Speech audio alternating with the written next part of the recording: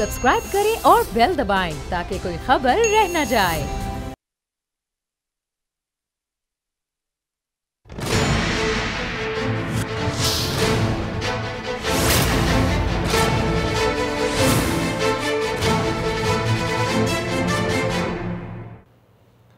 अस्सलाम वालेकुम, मैं हूं नूरुल आरफीन सिद्दीकी और आप देख रहे हैं मेरी जंग। पाकिस्तानी जमहूरियत की या पाकिस्तानी स्टाइल जमहूरियत की करिश्मा साजियां ज़रा देखिए। कोरोना ख़तरा है, एक भांबड़ है, ताम इससे स्कूल में जाने वालों की ज़िंदगियों को कतई कोई ख़तरा नहीं। अलबत्ता ये बात नोटिस ज़रूर दिलाने की है, तवज्जो ज़रूर दिलाने की है कि इससे जलसे जुलूसों में आवाम की ज़िंदगियों को ख़तरा ज़रूर लाहक है। अब पता नहीं आवाम की ज़िंदगियों को बचाने के लिए या फिर अपनी जो लगी लगाई है उसको बचाने के लिए बताया जा रहा है कि जलसे जुलूसों से जो है वो जमहूरियत को ख़तरात लाहक हो सकते हैं। विफाक का अगर किरदार देखें तो विफाक, NCOC और वज़ीर मौसूफ खुद महज स्कोर बताने के लिए अपीयर होते हैं। सिंध की अगर आप बात करें तो विफाक में भी और सूबे में भी दोनों जगह पे हमें SOPs के फ़ज़ाइल बता करके, गिनवा करके, एहसानात जतला करके, नंबर ऑफ़ कैजुअल्टीज़ गिनवा करके, जो लोग वेंटिलेटर्स पे उनकी तादाद गिनवा करके और उसके बाद अल्लाह अल्लाह खैर सल्ला हो जाता है। इजलास पर इजलास हो रहे हैं, ताहम नतीजा अल्लाह रब्बुल इज़्ज़त का बड़ा शुक्र है, 2 नफिल वाजिब हम सब पर, उन सब पर जो रईयत में हैं। नतीजा अल्लाह का शुक्र है किसी इजलास का निकला है, ना निकलेगा। वज़ारत तालीम सिंध की अगर हम बात कर लें तो वाज़े झुकाव स्कूल माफिया की जानिब है। अब ऐसा फी सबीलिल्लाह तो नहीं हो रहा होगा, ऐसा रावियाने रिवायत का कहना है। किसी एक जगह मेरी किसी एक बहुत सीनियर आदमी से गुफ्तगू हुई, उन्होंने बात का जवाब देने के बजाय गाड़ी चला दी और टाटा करते हुए निकल गए।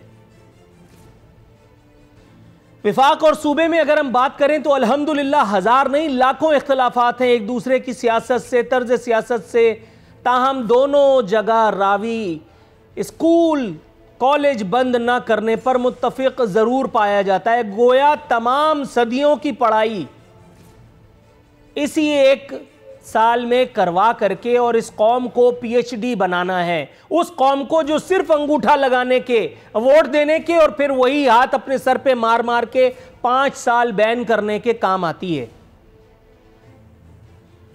सवालात कुछ जन्म ले रहे हैं यहाँ। क्या रियासत अवाम की जानो माल के तहफ़्फ़ुज़ से दस्तबरदार हो चुकी? जवाब इसका मुझे तो पता है, लेकिन अपने मेहमानों से मैं पूछने की अदाकारी करूंगा। आपसे इल्तिमास है कि मेरे साथ इस स्वांग में शरीक हो जाइए। क्या पिछली हुकूमतों को रोने वाले अवाम को इलाज मुआवजे की सहूलियात फराहम कर सकते हैं? क्या ये हुकूमत, ये रियासत लोगों को वेंटिलेटर फराहम कर सकती है? वो हुकूमत, वो रियासत जो लोगों को लाल दवाई नहीं दे सकती। एक बेड पर कई कई लोग न सिर्फ सूबे में बल्कि विफाक में भी, दारुल हुकूमत में भी अल्हम्दुलिल्लाह आज भी मौजूद हैं। अब सवाल यह पैदा होता है कि ये हमारे मसीहाए कराम क्या करने पर तुले हैं और किस कीमत पर करना चाह रहे हैं, और इसका खुमियाजा कौन भुगतेगा? वो एक कौम जो किसी एक दौर में किसी एक पराई जंग में झोंक दी गई और फिर हमें पता चला कि नहीं, ये तो हमारी जंग नहीं थी। और आज अल्लाह का शुक्र है हम उन तमाम जंगों से अलग अपनी एक नई जंग बना के उसमें खुद एक दूसरे को धकेले जा रहे हैं। कोरोना नामी जंग। दोनों विफाक और सूबा ये तो बता रहे हैं कि ये एक खतरा है, लेकिन दोनों जगहों पर यह हो रहा है कि आवाम को मास्क के फजाइल बताए और उसके बाद रफू चक्कर हुए। क्या रियासतों और हुकूमतों की जिम्मेदारियां महज इतनी होती हैं? ये इससे आगे कुछ है जो मुहज़्ज़म मुल्कों में होता है, लेकिन हमारे यहाँ शायद नहीं हो पा रहा।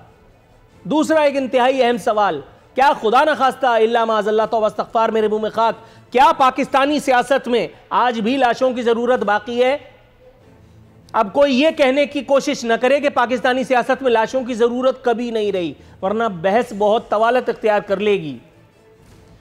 कराची में ये अदाकारी कोरोना के नाम पर, ये जिसको कह लें आप धंधा, पूरे उरूज पर है। कहीं माइक्रो स्मार्ट लॉकडाउन, कहीं हैंडसम लॉकडाउन, कहीं प्यारा लॉकडाउन, कहीं बदसूरत लॉकडाउन, कहीं मोटा लॉकडाउन, कहीं पतला लॉकडाउन, कहीं बड़ा लॉकडाउन, कहीं छोटे साइज का लॉकडाउन हम लगा रहे हैं। बाकी पूरे शहर को हमने ऐसे ही छोड़ रखा है कि इज़राइल अलैहिस्सलाम माज़अल्लाह मेरे मुंह में खाक जब चाहें जिस पर चाहें हाथ साफ करें।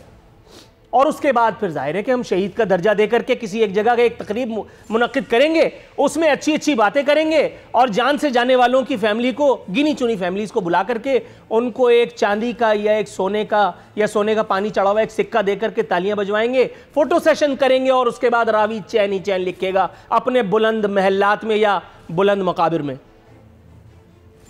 दूसरी स्टोरी भी कराची से ही मुताल्लिक है। कराची वालों के साथ एक बार फिर धोखा हुआ है, लेकिन यह कौन सा पहली बार है जिस पर मैं चीख रहा हूं। कराची में सुप्रीम कोर्ट के अहकामात की अताअत के नाम पर, ताबेदारी के नाम पर जो फ्रॉड हुआ है, अलमान अल हफीज लोकल ट्रेन रंग रोगन करके चला दी गई और उसे कराची सर्कुलर रेलवे का नाम दिया गया है। कुछ लोगों को ऐसा लगता है कि यह अहकामात की, खुद सुप्रीम कोर्ट के अहकामात की, अदालती अहकामात की सरीहन खिलाफ वर्जी है, जिस पर तौहीन अदालत की कार्रवाई भी होनी चाहिए, सोमोटो भी होना चाहिए। होता है या नहीं इसका फैसला शायद वक्त कर ही देगा। ट्रैक पर तजावुजात हैं, हिफाजती इंतजामात हैं, ना अवाम के लिए सहूलियात हैं, ताहम दाद देनी पड़ती है महकमे को और महकमे के वजीर को। अल्लाह नजरे बद से बचाए, माशाअल्लाह चश्मे बदूर आए और ये बता करके चले गए कि कोई सियासी जमात इस एक सिलसिले में तजावुजात के खात्मे के लिए अपनी मदद, अपनी मुआवनत हुकूमत को फराहम करने पर तैयार नहीं। ताम जाने से पहले एक काम उन्होंने किया है, एक इंकिशाफ किया है और वो इंकिशाफ उन्होंने किया है कि सिंध हुकूमत भी काम कर रही है और इस हवाले से मुबारकबाद की मुस्तहिक है। और दूसरा, जाते जाते अपनी प्रेजेंस को जस्टिफाई कर गए और उन्होंने कहा कि सर्कुलर रेलवे की बहाली, अगर तो इसे सर्कुलर रेलवे आप मानते हैं, इसकी बहाली का क्रेडिट जो है वो वजीर आजम पाकिस्तान को जाता है। और यूं उन्होंने अपनी मौजूदगी को जस्टिफाई किया। शहरियों का रोना अपनी जगह, शहरी मसाइल, सफरी मसाइल, दिक्कतें अपनी जगह, ताहम एक बात तो तय है, बड़ा अमान में है। मैं अपने मेहमानों का तारुफ कराता चलूँ, मेरे साथ मौजूद हैं जनाब सिद्दीकुल फारूक साहब पाकिस्तान मुस्लिम लीग नवाज़ से, अखुंज़ादा चट्टान साहब मेरे साथ मौजूद हैं पाकिस्तान पीपल्स पार्टी से, और अताउल्लाह एडवोकेट साहब पाकिस्तान तहरीक इंसाफ से मेरे साथ हैं। सबसे पहले हस्ब रिवायत हस्ब दस्तूर स्टूडियोज़ कराची स्टूडियोज़ में मेरे साथ शरीक गुफ्तगू होंगे अताउल्लाह एडवोकेट साहब पाकिस्तान तहरीक इंसाफ से। सर कैसे हैं आप? सर अल्हम्दुलिल्लाह, अल्लाह का बड़ा करम। सर आप तो ठीक हैं, लेकिन ये जो मैंने इतनी लंबी लंतरानी की, ये किस खाते में जाएगी? इसका कौन हिसाब किताब देगा? मतलब कोरोना ख़तरा है या नहीं है, पहले तो ये बताएं। ये हुकूमत के लिए ख़तरा है या अवाम के लिए भी ख़तरा है? हुकूमत के लिए ख़तरा है, उसके लिए तो आपने जलसे जुलूसों पर पाबंदी लगा दी, उसके बाद रावी अभी तक बज़ाहिर चैनी चैन लिखता है, आगे आने वाला वक्त फैसला करेगा। हमारे बच्चे लोहा पीते हैं, सीसा पिघलाई हुई दीवार उनके गिर्द खड़ी है, आपने लोगों को इलाज मुआवजे की सहूलियात फराहम कर दी हैं, हर आदमी को उसके डोर स्टेप पर एम्बुलेंस आपने माज़ल्ला मेरे मुँह में खाक मुयस्सर करवा दी है। और अगर नहीं तो फिर ये एडवेंचर क्यों हो रहा है? और क्या ये सब कुछ फी सबीलिल्लाह हो रहा है? ना विफाक स्कूल बंद करने पर तैयार है ना सूबा, क्या ये सब कुछ ऐसे ही हो रहा है? आप समझ रहे हैं ना मैं क्या कह रहा हूँ? बिस्मिल्लाहिर्रहमानिर्रहीम। शुक्रिया नूरुल आरिफीन भाई। देखिए, सबसे पहले जब ये मर्ज़ आया, कोरोना आया, तो प्राइम मिनिस्टर का जो स्टैंड था पहले दिन से लेकर आखिर दिन तक, वो आप देख लें कि प्राइम मिनिस्टर कह रहे थे कि जी ये इस तरह से पूरा मुल्क हम लॉकडाउन नहीं कर सकते, हमने स्मार्ट लॉकडाउन करने हैं और मईशत को भी गिरने नहीं देना है और मुल्क भी चलाना है। तो उसी पे हम चल रहे हैं। लेकिन जो आप स्कूलों की बात कर रहे हैं, देखिए मैं समझता हूँ कि बच्चे जो हैं वो बड़े कीमती हैं हमारे लिए, कोई इसमें दो राय नहीं है। 120 पे अमल होना चाहिए। हम अगर स्कूल बंद भी करते हैं, नूरुल आरिफीन भाई आप इस शहर में रहते हैं, मैं भी इस शहर में रहता हूँ, हमें वालिदैन की जिम्मेदारी है, बहैसियत कौम हम कुछ चीज़ों में नाकाम हैं। हम अगर स्कूल बंद करते हैं, वही बच्चे उन गलियों में खेल रहे होते हैं, वही बच्चे जो है वो पार्कों में जाते हैं, मार्केटों में जाते हैं। ये नहीं हो सकता।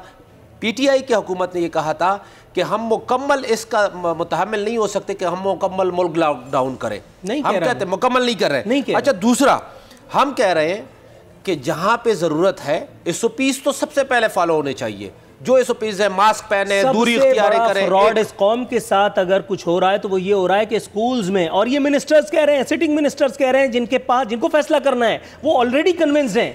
तो फिर मेरी आवाज सदा बसहरा साबित नहीं होगी। वो कन्विंस्ड है कि स्कूलों में SOPs की पाबंदी हो रही है। मैं आपको दावे से कहता हूं, मैं आपको लेकर के चलता हूं अपनी गाड़ी में बिठा करके, दिन में जितने स्कूल आप चाहेंगे मैं आपको विजिट कराता हूं। किसी एक जगह SOPs की पाबंदी के नाम का अगर कोई ड्रामा होता हुआ देखें आप, जो चोर की सजा वो मेरी सजा, जो चोर की सजा वो मेरी सजा। आप बिल्कुल ठीक कह रहे हैं। कौन करेगा SOPs की पाबंदी?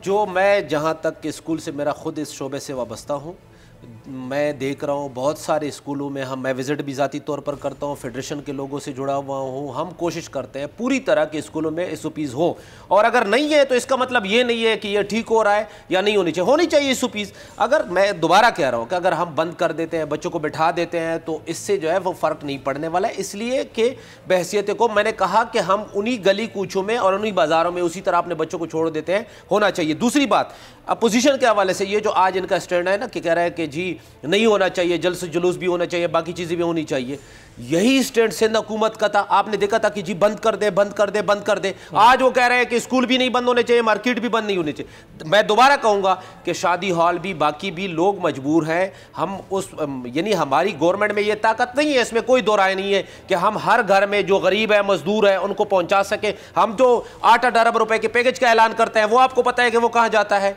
मुल्क में। मैं तो इस वक्त फेडरल हुकूमत भी, हम फेडरल हुकूमत में, मैं ये मानने को तैयार हैं कि हमारे नीचे भी जो ब्यूरोक्रेसी काम कर रही है, जो लोग काम कर रहे हैं, वो भी हमारी हिदायत को उसी तरह अमल उस पर नहीं हो रहा है। इसलिए हम मजबूर हैं कि कुछ रियायत दे लोगों को, और उस नेच पे ना जाए जिससे खुदा न खास्ता मईशत जो है वो बेइंतहा डाउन हो। मईशत डाउन हो जाए, पब्लिक की विकेट डाउन होती है तो उसकी खैर है। अखुनज़ादा चट्टान साहब, सर कैसे मिजाज हैं? अल्लाह का शुक्र है, अल्हम्दुलिल्लाह। सर मेरे सामने एक इश्तिहार पड़ा हुआ है, हुकूमत सिंध नीचे लिखा है, जाहिर है कि फी सबीलिल्लाह तो नहीं छपा। इसमें हमें बताया गया है कि कोरोना कितनी ख़तरनाक शय है, इसमें हमें बताया गया है कि हमें क्या करना चाहिए और क्या नहीं करना चाहिए, इसमें हमें ये बताया गया है कि हमें घरों में दुबक करके बैठ जाना चाहिए, इसमें हमें और बहुत सारी अच्छी अच्छी प्यारी प्यारी झूठी सच्ची बातें बताई गई हैं। सर खतरा है, ये देखिए, ये मेरे सामने, आपके सामने टेलीविज़न स्क्रीन पर इस वक्त ये इश्तिहार चल रहा है हुकूमत सिंध का। हुकूमत सिंध के जो है वो लोग, मेरा ख्याल है कि इस वक्त मेरे बात की तस्दीक कर सकते हैं। आ जाओ भाई 4 विंडो में। जी सर, अब मैं ये पूछना चाह रहा था कि इश्तिहार दे दिया और हो गया अपना काम पूरा। आज एक गुफ्तन नशिस्तन बर्खास्तन एक चाय पियो और टेलो मीटिंग यहाँ हुई है सूबे में, उसमें ऑल फलाना एसोसिएशन वाले भी थे और जाहिर है कि यहाँ के वजीर फलाने भी थे, बैठे हैं, बैठ करके बातचीत की है। उन्होंने बताया है कि कोरोना ख़तरा तो है, ताहम ये ख़तरा जो है वो चूँकि हम लोग नेक लोग हैं, नेकोकार लोग हैं, इसलिए खुदा न खास्ता माज़अल्लाह किसी बच्चे को नहीं लगेगा, वो भी उन स्कूलों में जहाँ SOPs के नाम का S भी नहीं है, O और P तो बहुत दूर की बात है। सर ज़रा कुछ फ़ज़ाइल पे रोशनी डालिएगा कोरोना के भी, और ये जो हरकत हो रही है जिसमें वज़ीर तालीम साहब जो हैं वो कह रहे हैं कि स्कूल जो है वो बंद फ़िलहाल तो हम नहीं करते। मुझे किसी ने बताया, इनसाइड रिपोर्ट है, आप तरदीद फरमा दीजिए, मैं चुप हो जाऊँगा, कि सईद गनी साहब और सिंध वाले अपने कंधे पर कुछ रखना नहीं चाहते, वो भी पिछली मर्तबा की चांदमारी के बाद। सर सिद्दीकुल फारूक साहब, सर कोरोना खतरा है लेकिन जल्द से जुलूस हम फिर भी करेंगे। नवाज शरीफ साहब की ज़िंदगी को भी ख़तरा था, इसलिए वो पाकिस्तान से चले गए, थिंग्स लाइक दैट। बहुत सारे लोगों को भी कोरोना से जी बिस्मिल्लाहिर्रहमानिर्रहीम। बहुत से माशाल्लाह आपने सवाल, और आज तो वैसे भी आपने ऐलान कर दिया है कि एक्टिंग शुरू कर दी आपने, तो मुबारक हो, अल्लाह करे आपकी फिल्में कामयाब हो। अब देखिए, हमारा मुल्क तो इतना माशाल्लाह ज़बरदस्त मुल्क है कि इसको एक ऐसा वज़ीर-ए-आज़म मिला है जिसने 2.25 साल के बाद बहनोई का प्लाट खाली करने के लिए CCPO लगाया है जी, कब्ज़ा, उस पर कब्ज़ा था। आप इससे बड़ा वज़ीर-ए-आज़म और इससे बड़ा फ़ैसले करने वाला आपने तारीख़ में कभी कोई देखा है? किसी मुल्क का वज़ीर-ए-आज़म नहीं देखा होगा। ऐसा वज़ीर-ए-आज़म भी कोई देखा है आपने कि कोरोना के लिए अफ़गानिस्तान से भीख में को 2-4 करोड़ डॉलर भी ले आया? ये कितना कामयाब आदमी है। तो बहरहाल ये तो मुबारकबाद देते हुए अब मैं ये कहूँगा कि बिलाशुबा कोरोना से निमटने के लिए, अपनी जानों को बचाने के लिए जो सबसे ज़्यादा ज़रूरी चीज़ है वो नंबर 1 एहतियाती तदाबीर है। मास्क लगाएं, हाथ धोते रहें 2-4 मरतबा दिन में, और अपनी इम्यूनिटी बढ़ाने के लिए कुछ खुराक अपनी बेहतर करें।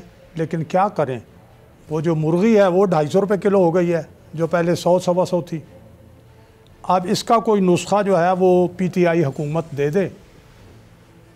अच्छा, अब आ जाएं, आपने भी कहा कि कोरोना के हवाले से अगर इमरान खान साहब फैसलाबाद में जलसा करें तो कोई कोरोना नहीं, पीटीआई गिलगित बल्तिस्तान में अगर जनाब इलेक्शन मुहिम चलाए, जलसे करें, कोई कोरोना नहीं है, हम करें तो फिर कोरोना है। तो मैं ये अर्ज़ करूँगा कि जहाँ कोरोना से निपटने के लिए बाकी काम हमने करने हैं, वहाँ अब ये सामने आ रहा है कि मामूलात ज़िंदगी जिस तरह अमेरिका में भी चल रहे हैं कि वहाँ भी इलेक्शन हो गए, वहाँ भी बहुत तेज़ मामला हो गया है, और यूरोपियन मुल्कों में भी हो गया है। तो सबसे ज़रूरी बात कि जलसे भी अगर आप करते हैं, हर पार्टिसिपेंट जो है उसके लिए एहतियाती तदाबीर ज़रूरी हैं। लेकिन अगर जो आप कहते हैं, अगर कोई ऐसी सूरत हो कि सारे मिलजुल के मामलात को ठीक कर लें और किसी तरह से नॉर्मल लाइफ भी चलती रहे तो वो बेहतर होगा। Right sir. अखूनज़ादा चट्टान साहब, मेरा ख्याल है सवाल तो आप पूरा सुन ही चुके थे सर, अब मैं आपका जवाब सुनूंगा और वो भी खामोशी से। बिल्कुल जी, मैंने आपका सवाल सुना था। बिस्मिल्लाहिर्रहमानिर्रहीम। नूरुल आरिफीन साहब, अब ये एक हकीकत है कि कोरोना है, पता नहीं कोरोना कब तक चलेगा। हमने काफ़ी अरसा तक कोरोना के साथ रहना है, तो हम जिंदगी को नहीं रोक सकते हैं। अब हमारा फ़र्ज़ है, अगर हर दुनिया में रियासत के भी हुकूक होते हैं तो आवाम पे भी कुछ फ़राइज़ होते हैं। तो रियासत का भी फ़र्ज़ है कि अपने लोगों को बचाए, और आवाम का भी फ़र्ज़ है कि खुद अपने बचने के थोड़े बहुत कोशिश करे। बच्चों को स्कूल भेजते तो उसको मास्क दे दे, उसको सैनिटाइज़र दे दे, उनको बताए कि बेटा अगर किसी को ज़ुकाम है, किसी को बुखार है, इनसे थोड़ा दूर रहना है, इतने फासले में लोगों से रहना है, क्योंकि अब हमने कोरोना के साथ रहना है। लेकिन अगर सपोज अगर लॉकडाउन भी ज़रूरी है तो हमें कोरोना से ज़्यादा जो है ये हुकूमत ख़तरनाक है। इस हुकूमत का मिसाल है टंडी दल का। ये सब कुछ वो जब ऐसे आ जाते हैं ना, पौधे खा जाते हैं, सब्जियां खा जाते हैं, वो तो फिर भी टंडी दल तो फिर भी सब्जियों को खाते हैं। ये हुकूमत तो इस तरह का टंडी दल है कि ये तो पेट्रोल को भी खाते हैं, ये तो माइशियत को भी खा रही हैं, ये तो पीए कि जो असास है रूजवेल्ट होटल है उसको भी खा रही हैं, ये तो स्टील मिल के खाने की भी चक्कर में है। मुल्क पे कर्जों का एक बोझ डाल दिया, बेचारे आवाम रो रहे हैं कि हम बिजली का भी बिल जमा करवा दे, बच्चों का फीस जमा करवा दे, या हम खाने की चीज़ें लाए कि दवाइयाँ लाए। भाई मैं समझता हूँ कि कोरोना से ये हुकूमत इस मुल्क के लिए, इस मुल्क के अवाम के लिए बहुत ज़्यादा ख़तरनाक है। और जलसे तो हो रही हैं, अगर अपोजिशन जलसे नहीं करे फिर भी जलसे हो रहे हैं। आज मुहतरम खादिम रिजवी साहब का जो जनाजा था, इसमें कितने लोग आए थे? सवात में सिराजुल हक साहब को इजाज़त मिला है, पेशावर में हम इजाज़त नहीं दे रहे हैं, लेकिन सवात में एहतजाज के लिए जनाब मुहतरम सिराजुल हक साहब को इजाज़तनामा मिला है, इनका जलसा हो रहा है। इस पीस पे ना अमल दरामद वज़ीर आज़म के प्रोग्रामों में हो रहा है, न बाजारों में हो रहा है, कहीं नहीं हो रहा है। इसलिए फ्री फॉर ऑल की जो है वो सियासत होनी चाहिए। थोड़ा सा तवक्कुफ अताउल्लाह साहब। सर चूंकि दो लफ्ज़ मैं बात को मुकम्मल करूँ, सिर्फ 2 लफ्ज़। मैं समझता हूँ कि अवाम का फ़र्ज़ है कि वो खुद भी एहतियात करे और वो अपने बच्चों को भी तलकीन करे कि भाई आप, क्योंकि अभी हमें कोरोना के साथ जीना है, ये एक हकीकत है। जी सर, अब आप शुरू हो जाइए क्योंकि मेरे ज़हन में फिर कोई सवाल आ जाएगा, फिर बात आगे पीछे हो जाएगी। एक तो सबसे पहले आप ये देखें कि इनका बयानिया कैसे चेंज हुआ। ये पहले क्या कहते थे जब कोरोना आया, आज क्या कहते हैं, क्योंकि इन्होंने जलसे करने हैं। मैं आपको एक और बात बताऊं, जब ये मुल्की मामलात पे कभी भी हुकूमत के साथ नहीं रहेंगे, इनको पता है कि इंशाअल्लाह अगर इमरान खान साहब के 5 साल पूरे होते हैं पीटीआई की हुकूमत के, तो इनको दोबारा मौका नहीं मिलेगा। एफएटीएफ का मामला देखे, उस वक्त तो मुल्की मामला था, ग्रे लिस्ट से आपने निकलना था, उस वक्त आपने अपने नारो मांगा और अपने केसेस के हवाले से बात की, और जो नेप के वो है उसमें अमेंडमेंट की कोशिश की कि जी 35 ये लाए थे कि ये कवानीन चेंज करें। जी चाहते ये क्या है, ये चाहते हैं कि जी आप हमारे केसेस बंद करें।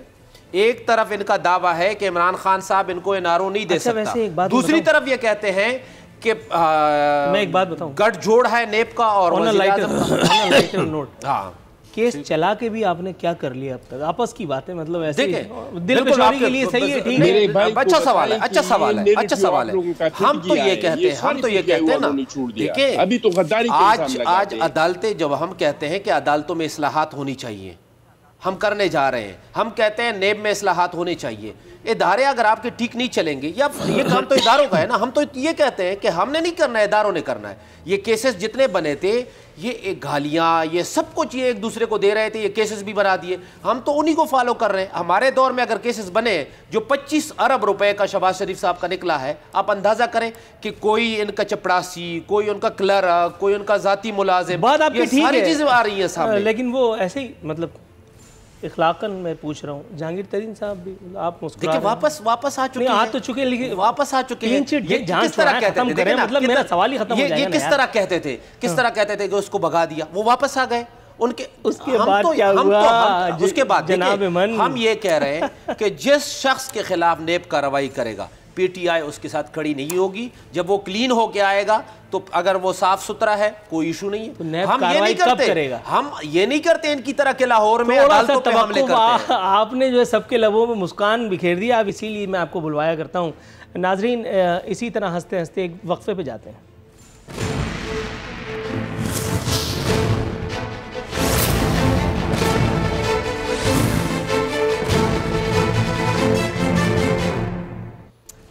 वेलकम बैक नाजरीन। अब स्टोरी जो है वो मेरा ख्याल है कि चेंज कर लेते हैं, क्योंकि इस पर कोरोना में कुछ निकलना नहीं है, ऐसे ही गुफ्तन नशिस्तन बर्खास्तन होता रहेगा। मेरा ख्याल है हम आगे वाली स्टोरी पे आ जाते हैं। कराची वालों के साथ होने वाले धोखे की बात कर लेते हैं, और धोखा देने वालों की तरफ बाद में आऊँगा। पहले जाएंगे हम सिद्दीकुल फारूक साहब की जानिब। सिद्दीकुल फारूक साहब, सर ये मुझे बताइएगा कि ये जो सर्कुलर रेलवे के नाम पर और ये मालगाड़ी चला करके और शाबाश वसूल की जा रही है, और फिर हुस्न इत्तेफाक देखिए या फिर बदकिस्मती के गले में माला जो है वो सिंध हुकूमत की भी पहना दी गई है। वो सिंध हुकूमत जो कल तक निकम्मी थी, निठल्ली थी, सिंध कार्ड इस्तेमाल करती थी और पता नहीं कितने 100 ऐब थे, ताहम उसको भी ज़बरदस्ती जो है वो क्रेडिट दे करके और वो वज़ीर आज़म साहब को हार पहना करके और चले गए। सर आपके ख़्याल में इनके ख़िलाफ़ कोई कार्रवाई हो सकती है, इन अहकामात की खिलाफ वर्जी के ख़िलाफ़, और ये जो सारे मामलात हैं आवाम को रिलीफ ना पहुँचाना एंड ऑल दैट?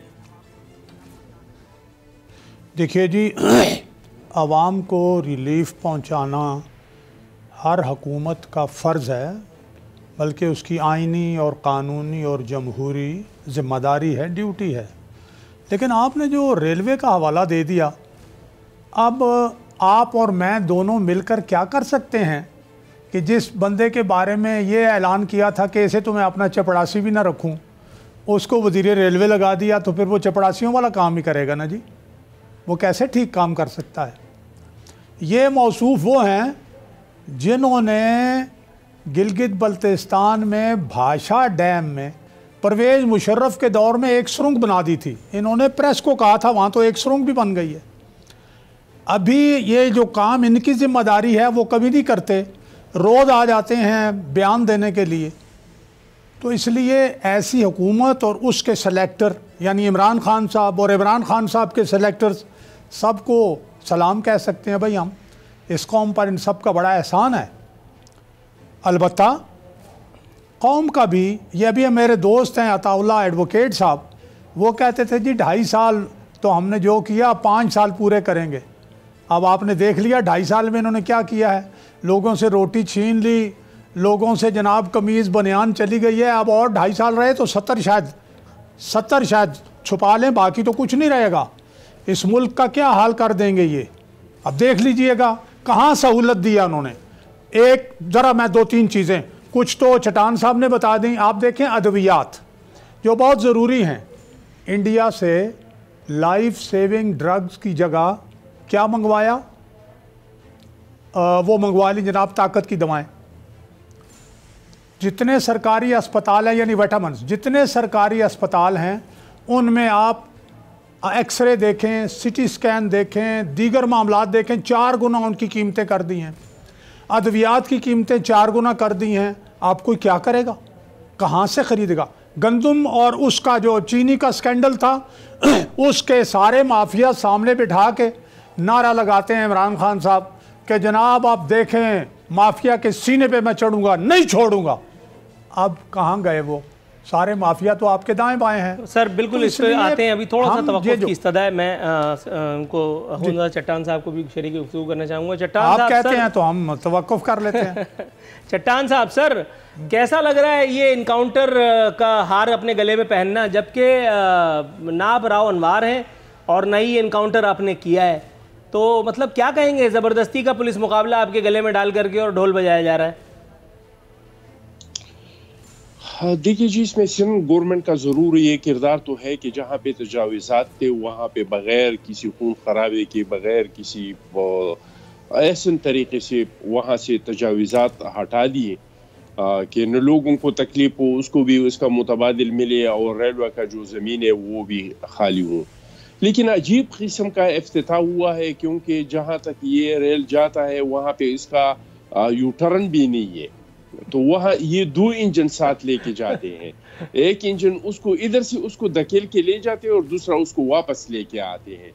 तो कुछ अजीब गरीब किस्म का इफ्तिताह हुआ है, क्योंकि ये मैंने पहले बार सुना है कि कोई इस तरह का रेलवे है जो 2 इंजन उसको, या तो पहाड़ी इलाके होते हैं वहाँ पे डबल इंजन लगाते हैं, जैसे क्वेटा में जो ट्रेनें जाते थे कुछ ज़माने में, तो इसके साथ मैंने सुना था, मैं खुद गया नहीं हूँ लेकिन सुना था कि उसको डबल इंजन लगाते हैं पहाड़ों की वजह से। लेकिन कराची जैसे शहर में मैंने कभी ये सुना नहीं है कि इस तरह का कुछ वाक़या है कि डबल इंजन लगाते हैं। इस तरह इन्होंने एक BRT भी बनाया है पेशावर में। आज कल मैंने इसकी ताज़ा तस्वीरें देख रहे थे कि लोग उसको धक्के दे रहे हैं और धक्के से उसको चला रहे हैं। सर ये इन्वेंशन है ना, आप लोग पता नहीं क्यों कोता नजरी का वो कर रहे हैं सर। ये इन्वेंशन है। एक इंजन से तो दुनिया भर में ट्रेन चलती है, 2 इंजन से चला के बताओ। दूसरी बात BRT जो है वो मतलब आप बिलावजा कीड़े निकाल रहे हैं भाई। ये इसकी खूबसूरती है कि इसमें पब्लिक को भी जो है ना वो शामिल किया है ताकि पब्लिक भी अपना इनपुट दे। थोड़ा सा तवक्कुफ, मैं आपकी तरफ आता हूँ। मैं एक सेकंड भाई।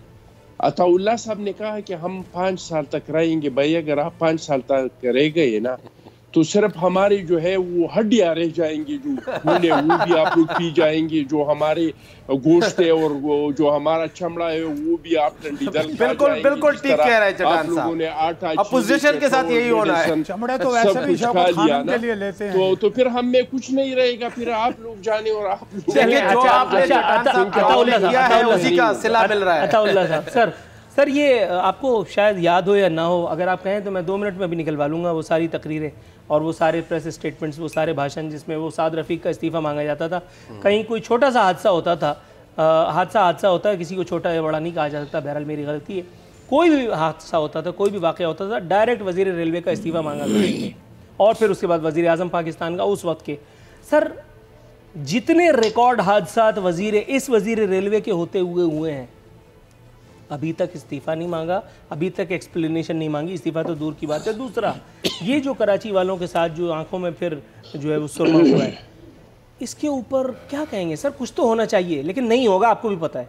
देखिए, मैं सबसे पहले बिल्कुल आपकी बात का जवाब देता हूं कि जो इस्तीफ़े मांगे जाते थे, हमारी पार्टी में ये है कि आज भी अगर कोई हादसा होता है, कोई वाक़या होता है, पार्टी के अंदर तनकीद की जाती है और हमारी तरफ से, हमें मैनेज MPS की तरफ से की जाती है, अपने लोगों पे तनकीद की जाती है कि क्यों ऐसा मामला है। एक मामला।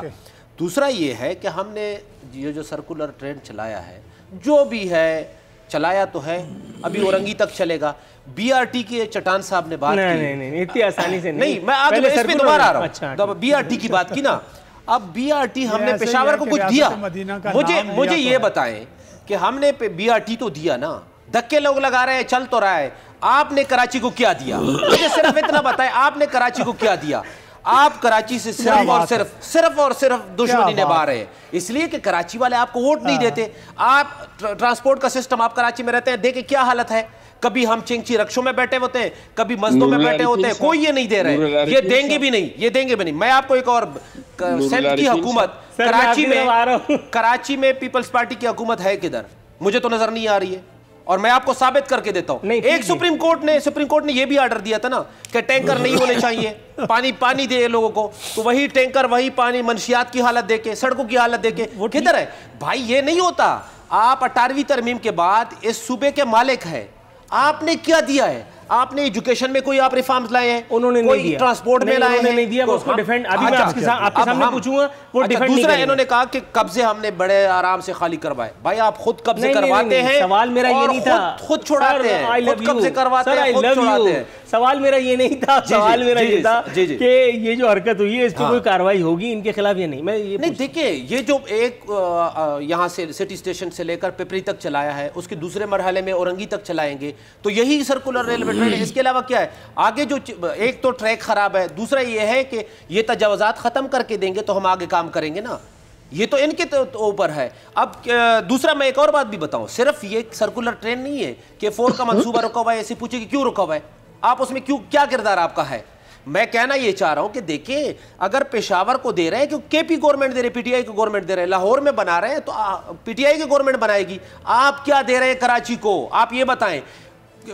पिछले हफ्ते वहां बीआरटी में लोग धक्का तो दे रहे हैं, मैंने कहा था ना, कुत्ते के काटने के वाकयात कि कम से कम लोगों को एक एक्टिविटी तो मिली है, इस अफलास की मारी कौम को कम से कम कोई एंगेजमेंट तो मिली है। आप लोगों ने अगर 120 बसें चलती है, उसमें एक आध बस खराब हो गई, तो इसमें कोई बड़ी बात तो नहीं है। राइट नाज़रीन, यह वक्त हुआ एक मुख्तसर से कमर्शियल ब्रेक पे जाने।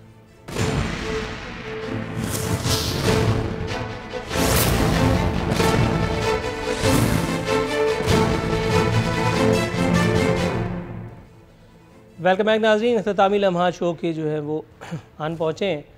सिद्दीकुल फारूक साहब, एक ख़बर मुझे बता रही है कि मुस्लिम लीग नून पर मुमकिना तौर पर पाबंदी जो है वो लगाई जा सकती है, और ये कहना है तहरीक इंसाफ के सीनियर रहनुमा बाबर आवान का। उन्होंने कहा है कि मरीम नवाज़ की जानिब से हुकूमत गिराने की बात गैर आइनी है। सर बात तो ठीक है, हुकूमत गिराने की बात करना कोई अच्छी बात तो नहीं है। ये बात जो नूरुल आरिफीन साहब आपने बड़ी तवज्जो दिलाई। ये बाबर आवान साहब ये असगर माल कॉलेज में मुझसे 1 साल पीछे होते थे, और बहुत सी बातें नहीं करूँगा। ये पता नहीं इन्होंने कोई अपना आइन बनाया है जिसमें मुस्लिम लीग नून या जो कहे जी हम हुकूमत गिरा देंगे तो उस पर पाबंदी लग सकती है। लेकिन जिस हुकूमत में नूरुल आरिफीन साहब आप भी बड़े जो हट धर्म है मानते ही नहीं हैं। अभी हमारे एक दोस्त ने आपके पास बैठे हुए हैं, कहते हैं धक्का स्टार्ट है तो सही ना, धक्के से चल तो रही है, आपको पता ही नहीं है। और देखें ऐसे बयानात जैसे इमरान खान साहब देते हैं पाकिस्तान की 73 साल तारीख़ में, ऐसे बयान किसी और वज़ीर आज़म ने दिए? नहीं दिए ना, आपको पता ही नहीं है, मानते ही नहीं है। अच्छा मुझे ये भी बताएं कि किसी वज़ीर आज़म ने पाकिस्तान में 100 से ज़्यादा यू टर्न इससे पहले कभी लिए हैं? नहीं लिए ना, तो आप माने ना, क्रेडिट देना इमरान खान साहब को। और दायरे में कभी पाकिस्तान की किसी हुकूमत ने, किसी वज़ीर आज़म ने दायरे में सफ़र किया है कि बाहर निकलते ही नहीं है, दायरे में मौत के कुएं में घूम रहे हैं? ऐसा कोई वज़ीर आज़म इससे पहले पैदा हुआ है पाकिस्तान में? मान दें और क्रेडिट दें इन्हें। ऐसे लंगर खाने और भीख मांगने के नए नए तरीके किसी और ने ईजाद किए हैं? नहीं ईजाद किए, इमरान खान ने। अमेरिका का दौरा करके आए तो कहे जी मैं तो एक और वर्ल्ड कप जीत के आऊँ। यानी ऐसा वज़ीर आज़म हमारे सर पे मुसल्लत है, आप मानते नहीं हैं। क्रेडिट दें इनको। और ये रह गए तो फिर देखें क्या होगा, फिर पाबंदियां भी लगेंगी, फिर कुछ भी होगा। इंशाअल्लाह आप देखेंगे आवाम इनको उठाकर, बिल्कुल हम गैर आइनी गैर जमहूरी तरीका नहीं इख्तियार करेंगे, लेकिन इंशाअल्लाह इनको उठाकर बाहर फेंकेंगे। अखुंज़ादा चट्टान साहब, सर रवान कर ले। ये मुझे बताइएगा, आवाम का सब्र आजमाने के लिए एक और ख़बर मुझे बता रही है कि मौसम सर्द होते ही गैस बहरान में इजाफा। अब इसका मतलब है कि एक नया सिलसिला इम्तिहान का शुरू हुआ है। कभी हम चीनी के पीछे ख्वार हों, कभी गंदम के पीछे ख्वार हों, कभी ट्रक की बत्ती के किसी और पीछे हमें कोई लगा दिया जाए। और अब जो है वो LPG गैस और ये सब ढूंढते फिरें हुकूमत, तो फिर इसका मतलब है कि अमान में है। इसका मतलब है ये सिर्फ अपोजिशन को ही तकालीफ हैं और वो रहेंगी अगले 2.5 साल मज़ीद, क्योंकि बताया गया है कि हुकूमत कहीं नहीं जा रही। ये भी हुकूमत के माफिया से कोई माफिया होगा जो इमरान खान के दाएं या बाएं तरफ बैठा होगा। लेकिन मेरे भाई ने जो मुझे कहा कि आप लोगों ने कराची को दिया क्या है, तो हमने कराची को अमन दिया है। 2008 में जो हम आ गए तो वो उर्दू स्पीकिंग पठानों की तरह तो उर्दू स्पीकिंग पुख्तूनों के एरिया से नहीं गुजर सकते थे, उर्दू स्पीकिंग बलोच उर्दू स्पीकिंग की गलियों से नहीं गुजर सकते थे, रोज लाशें गिरते थे। हमने अमन दिया, हमने अंडरपासेस दी, हमने अच्छे कॉलेजेस दिए, हमने अच्छे हॉस्पिटल्स दिए। लेकिन मुझे आप ये बताएं कि आप जो मेट्रो बन रहा था, तो इस टाइम पे इमरान खान और इसके लोग कह रहे थे कि ये तो 9 अरब में बन जाते हैं, ये लोग तो इस पे 22-23 अरब लगा रहे हैं। आप इस BRT पे, इस जंगला बस पे आप लोगों ने 156 अरब लगाया। और आपको पता है अताउल्लाह साहब, जिस टाइम हमारा हुकूमत ख़त्म हो रहा था, KPK से हमारे और अवामी नेशनल पार्टी के मखलूत हुकूमत ख़त्म हो रहा था, तो पुख्तनख्वा पे कितना कर्जा था? 35 अरब इस पे कर्जा। सर आपकी बात ठीक है, एक ज़िमनी सवाल ले लीजिए और उसका जवाब भी दीजिए ताकि फिर मैं आगे जाऊं। अखुंज़ादा चट्टान साहब, एक ज़िमनी सवाल। सर कराची को आप लोगों ने जो कुछ दिया है उसमें कोई दो राय नहीं है, एतराफ़ करना पड़ेगा। हम पिछली ट्रांसमिशन में भी इसका एतराफ़ कर चुके हैं। अब तो बैनुल-अक़वामी जरीदे ने बाकायदा एक बैनुल-अक़वामी सर्वे ने पोल खोल दिया है कि कराची दुनिया का वर्स्ट ट्रांसपोर्ट रखने वाला शहर करार दे दिया गया है। और ये एजाज़ भी जो है वो आप लोगों की सरकार को हासिल है। आप लोग चिंची से आगे नहीं बढ़ सके, ये भी मेरा ख्याल है आप ही की। एक बात मैं करूँ जी, आप ये अताउल्लाह भाई से भी एक बार पूछे कि आप लोगों के 13 MNAs है कराची से जी। और आप लोगों के 24 MPAs है कराची से, आप लोगों ने उसको क्या दिया? बसें MNA चलाएंगे, आप भी बताए। वफाकी हुकूमत बस चलाएगी। वादा किया था 6 अरब का, वो मिला। 60 अरब का जो वादा किया नहीं सर वो ठीक है, आई लव यू, लेकिन बसें अब क्या ये MNA चलाएंगे PTI के? तो फिर सिंध हुकूमत क्या करेगी? वजीर ट्रांसपोर्ट कौन है? वजारत ट्रांसपोर्ट क्या कर रही है? ये हर एक अपना सवाल के बस नहीं दिए, लेकिन हमने हॉस्पिटल दी, हमने कॉलेज दी। एक सवाल मेरा भी साथ ले लें कि ये जो इमरान खान साहब ने 1300 अरब का पैकेज कराची के लिए अनाउंस किया था, वो किधर है? ये अताउल्लाह भाई से पूछिए। अच्छा मैं जवाब देता हूँ। एक तो MNAs के हवाले से हमें जो फंड मिला है प्राइम मिनिस्टर की तरफ से, वफाकी हुकूमत की तरफ से, उस पे जो तबाह हाल कराची है, जो सीवरेज सिस्टम तबाह है, हमारा पैसा तो ऊपर नजर ही नहीं आएगा। हमारे सारे MNAs लगे हुए अपने इलाकों में सीवरेज सिस्टम पे और पानी पे हम लगा रहे हैं। आप मेरे हल्के में, मैं चैलेंज करता हूँ चट्टान साहब आए कि मैंने जो काम किया है इससे पहले तारीख में किसी ने इतना काम किया हो, और अल्हम्दुलिल्लाह जो पैसे मिले थे वो पूरे के पूरे खर्च हुए। इस तरह सारे MNAs के पैसे खर्च हुए। एक बात। दूसरी बात इन्होंने की जो ग्रीन लाइन हमारा मंसूबा है, असद उमर साहब ने आज कह दिया कि वो जून जुलाई तक वो पूरा हो जाएगा। तीसरी बात ये है कि जो 11 अरब रुपए है उस पे नालों पे बाकी चीजों पे काम शुरू हो चुका है, उसके जायजे के लिए अगले हफ्ते मीटिंग है, वो भी आ जाएगा। हम जब इंशाल्लाह हमारी हुकूमत खत्म होगी तो हम आपको बताएंगे कि हमने ये काम किया। सदीकुल फारूक साहब बार बार प्राइम मिनिस्टर की बात करते हैं। देखिए प्राइम मिनिस्टर साहब अफगानिस्तान का विजिट किया है, आपने देख लिया कि जो हम कर सकते हैं, हम कौम का पैसा इसी तरह उड़ाते नहीं है, इसी तरह उड़ाते नहीं है, हम बचाते हैं।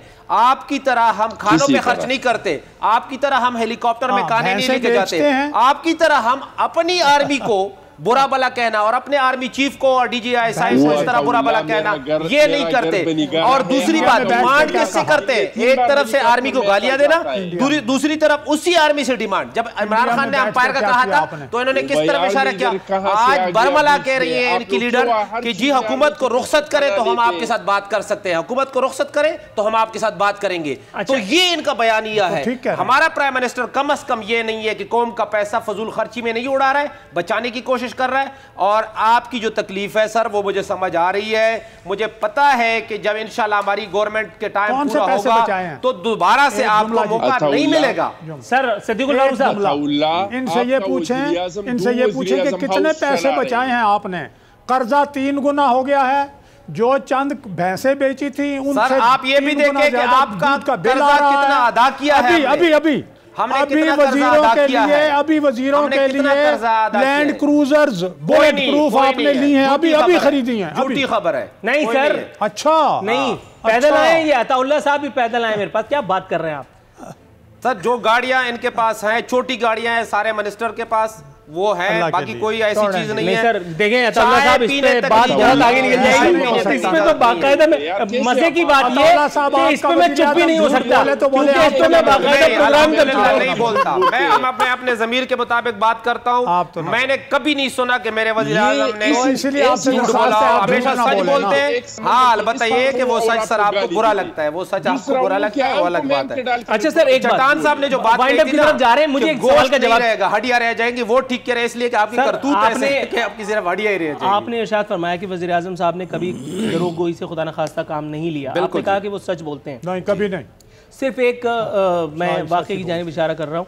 अभी हालिया दिनों में एक जो है वो उन्होंने इरशाद फरमाया, उन्होंने कहा कि मानचेस्टर वाले अनकरीब जो हैं वो फैसलाबाद की किस्मत पर रश किया करेंगे। देखिए सर ये मतलब अज़राए तफन्नुन एक बात कही थी उन्होंने, या वाकई सीरियस थे? वो जो पावर लूम्स थी, वो जो कबाड़ में बेच रहे थे वो सारी मशीनें, वो उन्होंने वो कितने बैनर लगाए, कितनी खुशी हुई फैसलाबाद में, कितनी उन्होंने खुशियां मनाई है सनतकारों ने। पहली दफा ये हुआ है, आपके 2 लाख उनको मजदूर चाहिए, जो बेरोजगार थे उनको रोजगार मिल गया। तो आप फैसलाबाद जाके देख ले, आपका मैं चैलेंज करता हूं, प्रोग्राम कर ले कि कितने वो खुश हुए। अच्छा मजे की बात, जो इनके लिए बोलते थे, जो सनतकार इनके लिए बोलते थे, वो भी आज उन्होंने पीटीआई के लिए कहा है कि प्राइम मिनिस्टर से वो खुश हैं, और उन्होंने कहा है कि हम शुक्रगुजार है, शुक्रिया अदा किया। प्राइम मिनिस्टर का विजिट आपने देखा, कोई ऐसे सनतकार थे कि सारे उसमें मौजूद थे।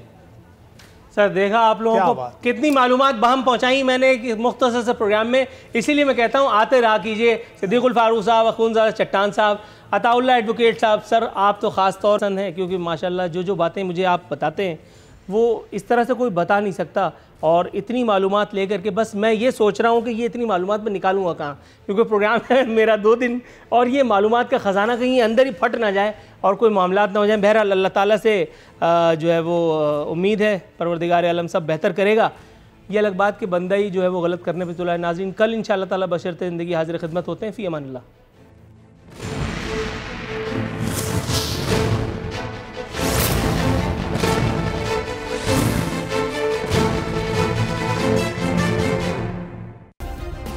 सब्सक्राइब करें और बेल दबाएं ताकि कोई खबर रह न जाए।